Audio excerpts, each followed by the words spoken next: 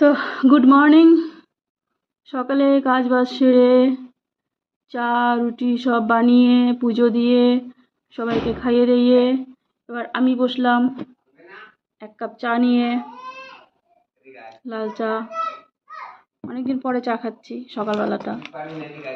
আগে মোটামুটি মাঝে মধ্যে খাওয়া হতো। আর সঙ্গে নিয়ে বসে পড়েছি ড্রিম লাইট বিস্কুট, যেটা আমাদের এইখানটা পাওয়া যায় না, আমি ওই বাড়ি থেকে নিয়ে এসেছিলাম।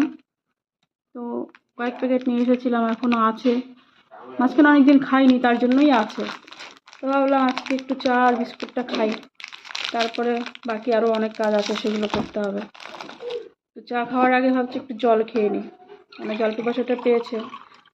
সকালবেলা কাজকর্ম করে গরমের মধ্যে জল পিপাসাই পায় আগে।